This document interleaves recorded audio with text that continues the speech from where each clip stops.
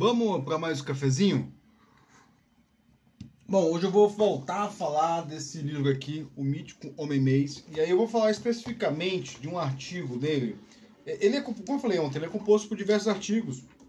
E tem um artigo chamado O Poço de Alcatrão, que eu achei que, assim, é um artigo que eu li e me influenciou tanto, que eu já falei dele diversas vezes sem nem lembrar. Então vamos lá, o que o artigo fala? Ele começa primeiro propondo uma ideia, que é a ideia do Poço de Alcatrão, que tipo, na antiguidade os dinossauros ficavam lutando, aí botar lá dinossauros e alguns outros bichos. É até interessante notar que a ideia de extinção de dinossauros não era muito clara 50 anos atrás, né? Ele ficou clara no final dos anos 80, assim, essa ideia de extinção, né? Então, ele bota ali alguns bichos que pode parecer estranho pra gente estar junto, né?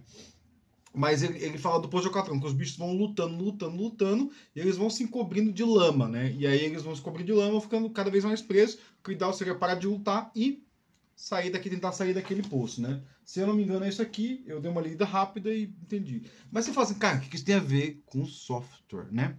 E aí ele vai e ele entra na segunda parte, que é o produto de programação de sistemas. Que ele começa falando aqui, eu vou até ler para vocês entenderem, assim, que ver como isso influenciou. Ao ler o jornal A Esmo, alguém poderá se dar conta que 2 programadores em uma garagem remodelada construíram um importante programa que supera os melhores esforços das grandes equipes. O que ele está falando aqui?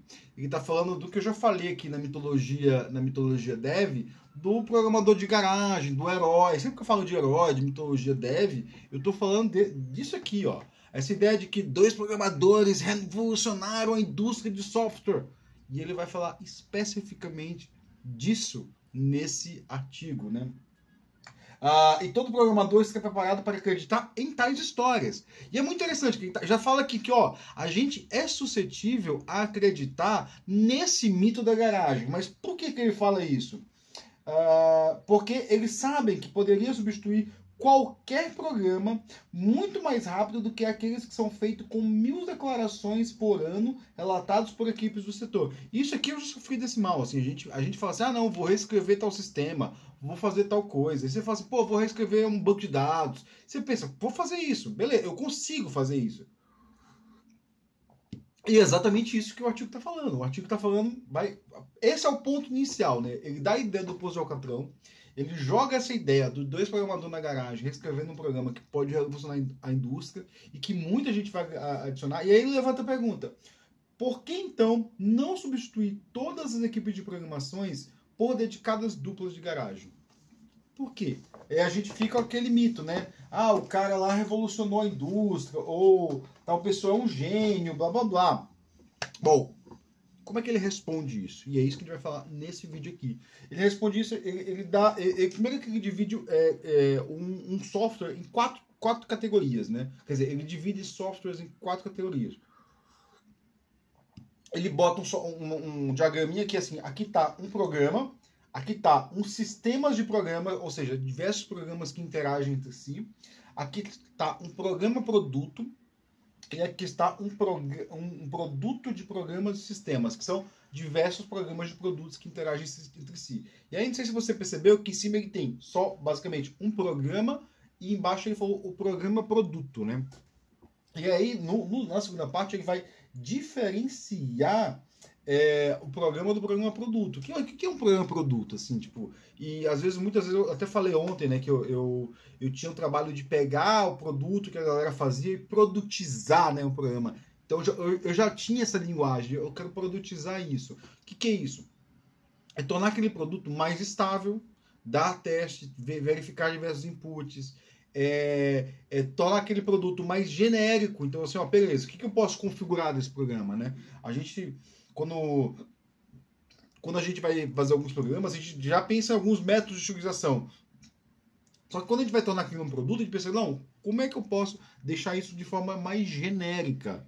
De forma que várias pessoas possam usar. Imagina assim, eu quero fazer um banco de dados, aí eu deixo o meu esquema lá fechado para o meu produto. Cara, mas se eu quiser transformar um banco de dados em algo genérico, eu vou ter que fazer o quê? Uma linguagem de declaração de esquema, entendeu? Então é isso que ele está diferenciando. É tipo uma diferenciação entre imagina que eu tivesse um banco de dados específico para um software. Em vez de fazer isso, por que não gera aquele banco de dados de uma forma genérica? E aí, por exemplo, a empresa que lançou o primeiro banco de dados, que eu sei qual é, mas não vou citar nome, ela pode ter usado ele inicialmente, mas não, vamos fazer de forma genérica, de forma que os outros possam usar. Então, assim, ele fala também que a dupla de garagem, ela parece interessante porque ela entregou um programa simples. Um programa simples que, pô, legal, qualquer um faz, né? Tipo, ele fala isso, qualquer um faz. Tipo, e você olha e fala assim, eu poderia fazer. Mas as empresas, elas não estão fazendo programa simples. Elas estão fazendo um programa produto que tem generalização, testes, documentação e manutenção. Então, assim, você tem um cliente do outro lado. Quando você está uma dupla de garagem, você não tem um cliente. Você tem uma liberdade, eu vou usar autoral, né? Uma liberdade autoral. Você está fazendo um software artesanal. Opa! Está fazendo um software artesanal. É minha lapiseira aqui, que eu sempre marco meus livros, né? Sempre não, né? Como eu falei ontem, né? Quando eu li isso a primeira vez, não marcava. E aí onde entra aquela coisa que eu deixei até eu deixei até a réplica, né? Tinha um dos links lá que eu gosto muito dessa descrição dele. Que ele fala assim que esse programa autoral normalmente são muito interessantes. Por quê? Porque o nosso ofício ele tem um negócio muito legal. E eu vou ler o trecho, porque depois disso eu ia falar assim, das alegrias e das tristezas da arte, né? As alegrias, e aí o que difere? Assim, a dupla da garagem ali, ela só vai lidar com as alegrias. Quando você vai para o mercado, para uma empresa, você vai ter que lidar com as tristezas, que é o quê? É o posto de alcatrão. O posto de alcatrão é a tristeza da nossa arte. Por quê? Porque a gente está sempre se debatendo com outras áreas para tentar extrair dali o melhor. E aí o posto de alcatrão é onde a produtividade vai embora. Compreendeu? Compreendeu a imagem que ele coloca? E ele é muito bom nessas imagens, né, do posto de alcatrão. Ele vai falar assim, ó. Por que é divertido programar? Que alegrias o praticante dessa arte pode ter como recompensa? A primeira satisfação é construir algo. Cara, véio, você adora construir algo. Você pega assim, eu tenho um produtinho aqui, aí você pega aquela interface gráfica, aquele negocinho que está funcionando perfeitamente, né?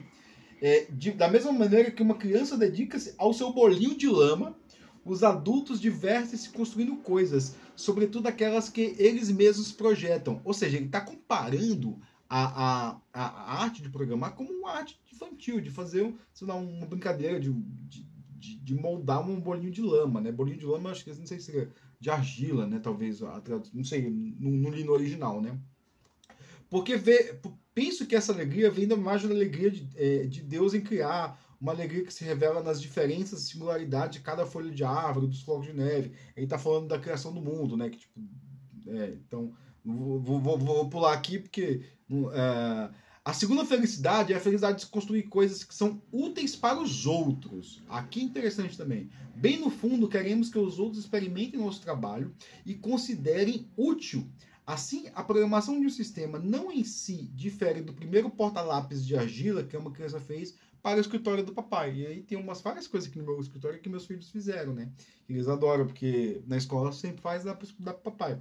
Então, assim, quando a gente vê os outros usando o nosso produto, cara, é uma satisfação, assim, que é gigantesca. E eu já trabalhei em empresas que a gente vendeu software e o software não foi usado. E é uma tristeza enorme, enorme, enorme. Aí vamos para a terceira. A terceira é o fascínio da montagem de objetos complexos, a semelhança de um quebra-cabeça com peças móveis que se interconectam e da observação de como tudo trabalha em ciclos sutis, gerando consequências de princípios estabelecidos desde o início. O computador programado com todo o fascínio de uma máquina de fliperama ou um mecanismo de jukebox levado ao extremo.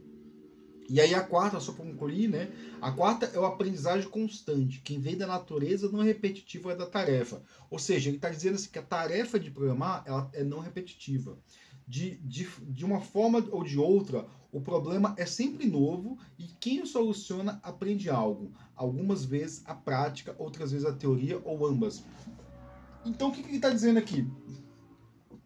Ele está basicamente resumindo a nossa arte de uma forma muito interessante. Só que depois ele vai para as tristezas, né? E as tristezas é, olha, beleza, eu construí esse programa. E aí vai começar a dialogar com o time de QA, com o time de produto, falar assim, não, isso aqui não pode ser assim, porque o time de arquitetura, né? Muitas vezes o time de arquitetura fala assim, ó, isso aqui não pode ser assim, que o sistema tem que escalar, ou o time de produto, não, isso aqui não pode ser assim, porque tal cliente quer que seja assim, e você começa a se debater e tentar melhorar aquele produto, né? Então, o posto de Alcatrão é isso, galera. O posto de Alcatrão é a gente tem essa produtividade que a gente pode rodar software, produzir software muito rápido, e a gente olha para essa dupla de garagem e acha que, pô, os caras revolucionaram o mundo. Não, os caras estavam sozinhos, velho. A diferença é que os caras estavam sozinhos fazendo o que dava na cabeça deles, porque o papai deles deu dinheiro, entendeu? E aí, quando você entra numa empresa, o contexto é diferente, o tipo de produto é diferente, é qualitativamente diferente. E quando eu falo qualitativamente, é na natureza do projeto, né? Não é um projeto de software que vai ser usado ali para brincar. Observa que ele coloca ali as alegrias da arte como a coisa que o pessoal da dupla de garagem só faz aquilo. E aí quem lida com... Quem entra no poço de Alcatrão, que drena toda a produtividade, é quem está na empresa. Então, assim, tem essa diferenciação qualitativa. É diferente o trabalho. Não adianta a gente contratar, e isso teve muito tempo atrás, o Jedi Master Blá, que gosta de programar. Cara, talvez ele vai fazer um produto ruim. E, não, mas o software, o código dele é lindo. Sim, o código dele pode ser lindo. Mas se ele não souber documentar, se ele não souber generalizar, se ele não souber ouvir o cliente, esquece, cara. Esquece. Não vai ser um bom desenvolvedor, não vai ser uma pessoa, um bom engenheiro que você vai querer estar do lado. Ou se ele não souber dialogar, cara, conversar, né? Tipo, entender muitas vezes assim, algumas coisas perram nas empresas porque as pessoas têm questões que não sabem lidar, e aí você como tem que entender, ouvir, e às vezes só dá uma dica assim, cara, vai conversar com o psicólogo, vai. Tipo, depois a gente trata isso, né? Tipo, o cara quer botar uma coisa ali que não precisa, o cara o cara tá querendo, sei lá. Então, era isso, pessoal. Então, o posto de Alcatrão é essa coisa que drena a nossa criatividade, drena a nossa, bom, sei lá, um monte de coisa, a nossa produtividade, mas ele é necessário, de certa forma, né? Deixa eu até ver como ele conclui aqui, né? Outra coisa que ele falou também, ele falou que muitas vezes quando você termina um produto numa empresa, o produto já nem está mais atualizado porque muitas coisas já mudaram. E aí ele está falando uma coisa que já está ultrapassada nesse ponto, né? Porque hoje a gente tenta entregar o software o mais rápido possível, né? Mas naquela época não, a gente tinha processos lentos de desenvolvimento, né? Então assim, hoje está um pouco melhor, mas assim, o resto tá, o texto está super atual. É isso aí, pessoal. Valeu, bom cafezinho para vocês.